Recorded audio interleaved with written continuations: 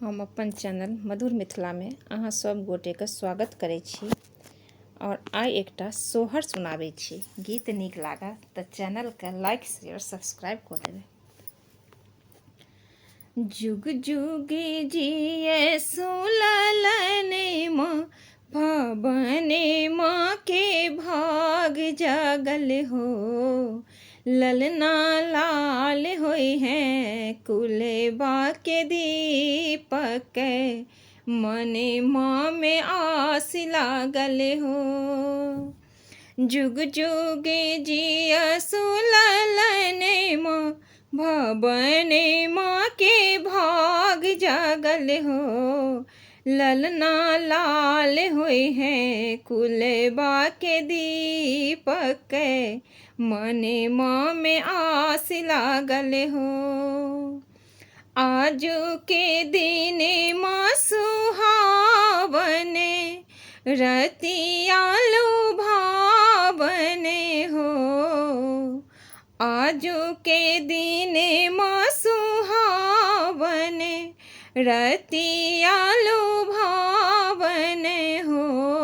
ललना दीदिया के होरिला जनमल होरिलवा बड़ा सुंदर हो।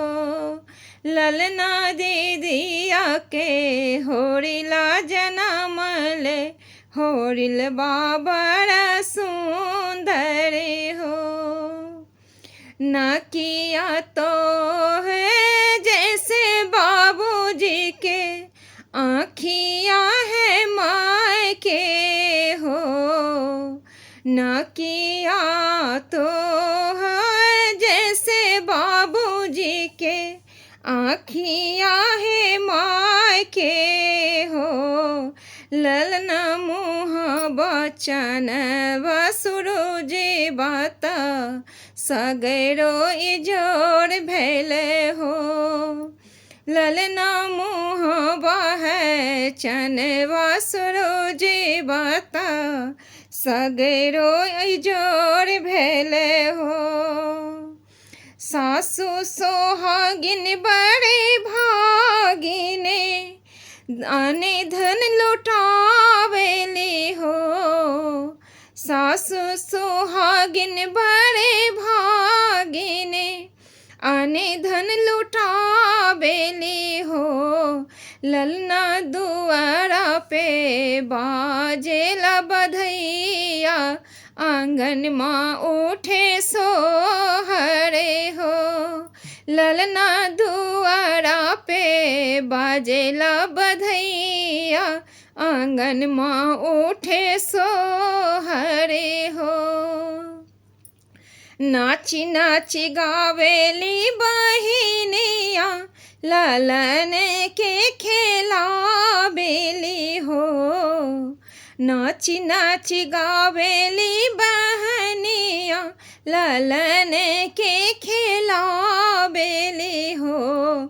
ललना हंसी हंसी ठिहुकी चलावेली रस बरसावेली हो। ललना हंसी हंसी ठिहुकी चलावेली रस बरसावेली हो। जुग जुग जिया सुललने माँ भवने माँ के भाग जागल हो। ललना लाल होई है कुलेबा के दीपक मने माँ में आस लागल हो। ललना लाल होई है कुलेबा के दीपक मने माँ में आस लागल हो। ललना लाल होई है कुलेबा के दीपक मने माँ में आस लागल।